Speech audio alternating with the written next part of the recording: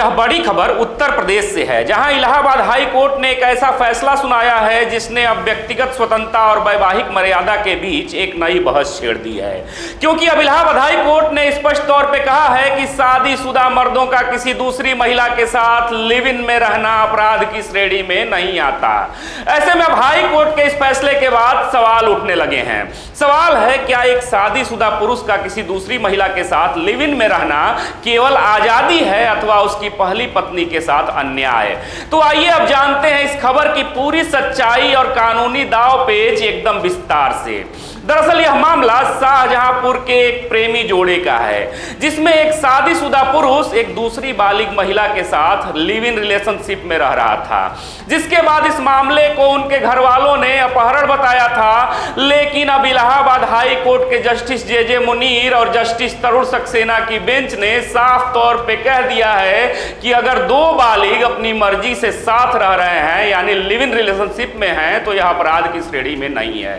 दरअसल high court का तर्क था कि केवल सामाजिक नैतिकता के आधार पर किसी के संवैधानिक अधिकारों को नहीं छीना जा सकता, क्योंकि आर्टिकल 21 ऐसे बालिग जोड़ों को आजादी प्रदान करता है।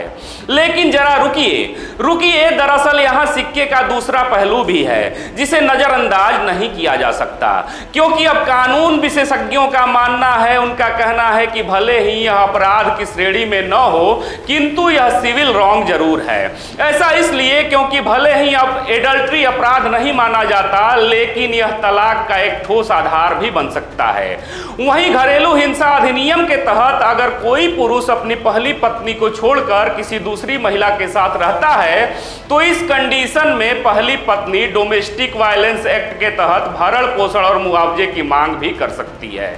हालांकि आपको बता दें कि इस मामले में इलाहाबाद हाई कोर्ट ने केवल यह कहा है कि ऐसे लिव इन जोड़ों को पुलिस प्रताड़ना या भीड़ की हिंसा से सुरक्षा दी जाए, सुरक्षा प्रदान की जाए। अर्थात अब यूं कहें तो कोर्ट का मतलब यह कतई नहीं है कि कानून ऐसी शादियों या ऐसे रिश्तों को लीगल यानी वैध करार दे रहा, क्योंकि अब हाई कोर्ट ने यह भी स्पष्ट कर दिया है कि पहली पत्नी के कानूनी अधिकार अभी भी सुरक्षित हैं और ऐसे मामलों में वह अदालत का दरवाजा बिल्कुल ही खटखटा सकती है।